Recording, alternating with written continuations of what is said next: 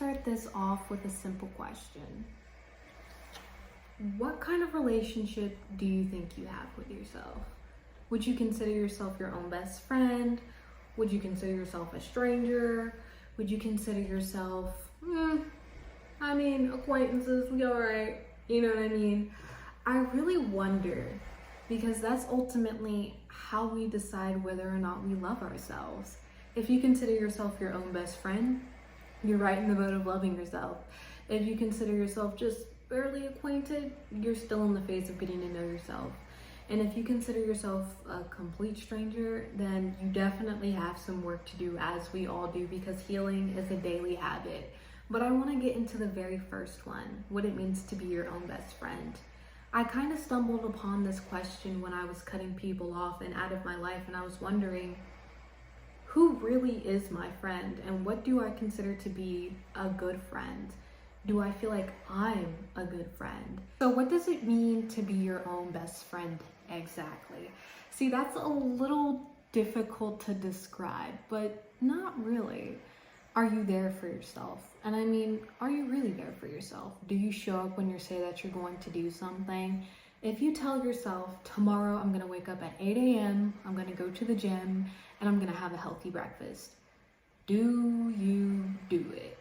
That's very important. That's something that you have to answer for yourself, because creating boundaries is not just something that you do with other people, it's something that you do with yourself. And holding yourself accountable is something that every friend has to do. If you are afraid to tell your friend the real, you are not a friend, because you're not living your own truth and you are not living in your truth. And that is a friend to no one. Someone who wears masks, being a people pleaser, being a narcissist, to me they kind of go a bit hand in hand, because a people pleaser enables narcissists, and narcissists take advantage of people pleasers. So at the end of the day, they're both in the wrong. Being either is not a good thing. And it's kind of interesting how people will romanticize people pleasers as if they do no wrong. But the fact that you don't allow yourself to speak your truth, set boundaries, and stand up for yourself is a problem. The same way that a narcissist problem is the fact that they walk all over people and don't respect their boundaries. But how can someone respect boundaries that you don't make known? A lot of the times I find that when you're ending friendships, there's a really big lack of communication between people, and you find out these perspectives that you never knew before. A lot of times you are both avoiding to hurt the other's feelings. And I don't know why we do that as people, because it's like, when we tell people the honest truth and can have an adult conversation, you'll find that true communication only leads to, how would I put it? It's like true communication only leads to the betterment of each other. It only leads to healing. It only leads you on this better road of self-discovery, because you learn things about yourself from a different perspective that you would have never thought of. And that is so enlightening for your healing. The most important thing that you can do in order to set these boundaries with yourself and others is to heal. And the way that everyone heals is a little different. The process looks a little different, but it's very important. At the end of the day, that's what we're all striving for, is peace. And the only way that you can attain peace is by putting in the work to heal. And that means healing inward. And of course, that would mean setting boundaries with yourself and others. I honestly think that that's the first step, because how can you do anything without boundaries, without guidelines, without a tool? Boundaries are the tool that you use to draw out your future, because you're drawing out sands. You're drawing out lines in the sand. And it's very important for you to grow, honestly. So when you're asking yourself, what kind of relationship do you have with yourself? Consider the fact that you may not be creating boundaries with yourself, and you may not be upholding yourself to the standard that you uphold others to. I noticed that once there was this trend on TikTok of like people talking about how, they wish that their friends did this, or they wish that their friends did that. And my only question is, do you do that? And especially, do you do that for yourself? Because there are plenty of people who give, right? They're very generous. But how many times do they give to themselves? There you go. It all starts with the relationship that we have with ourselves. And part of being our own best friend is keeping it honest, keeping it truthful, drawing lines in the sand, and having that open, honest communication with ourselves. It's okay if the truth hurts because it also heals. So let's start there.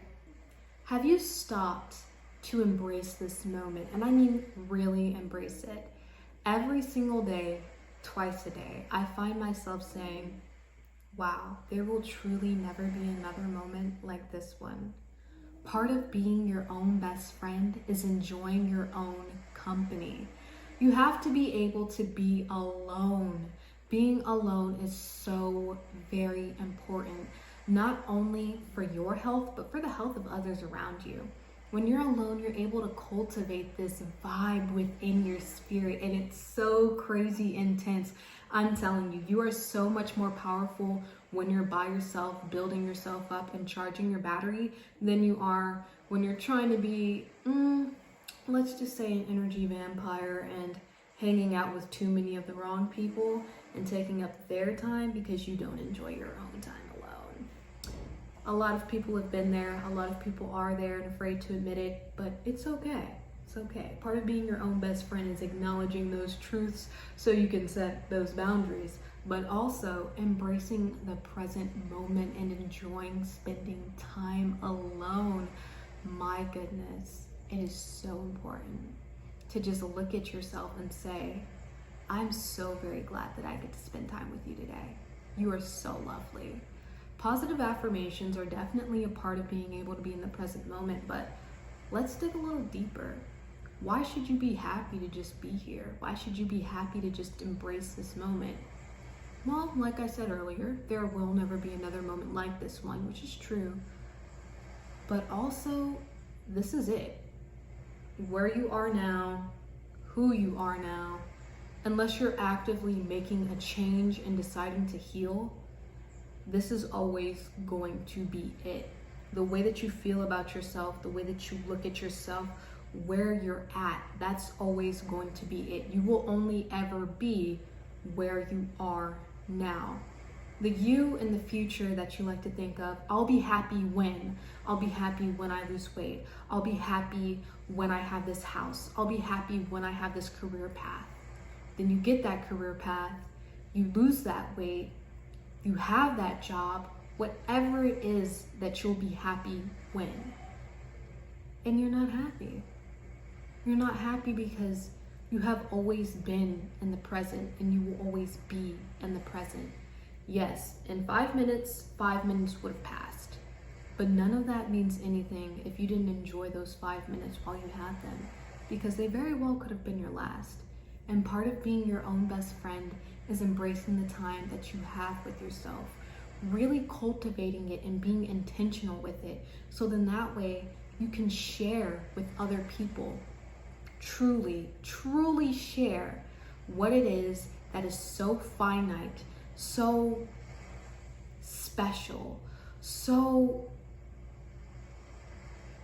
slipping through our fingers, our time.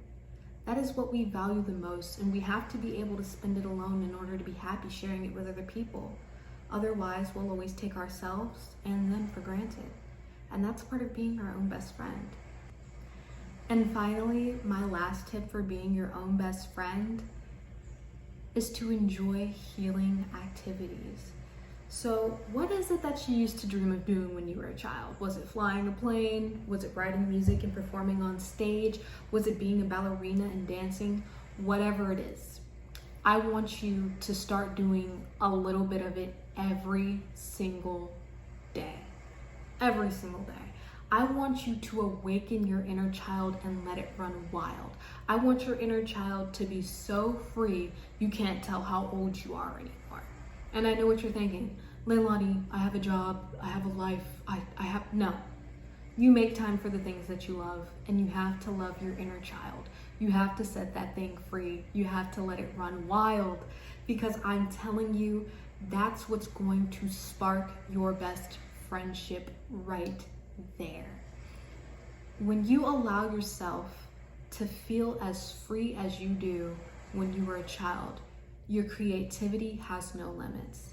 The things that you do have no limits. And where you are in life has no limits. That time that you think that you don't have suddenly becomes plentiful. Those ideas that you think that you could never create suddenly come flooding.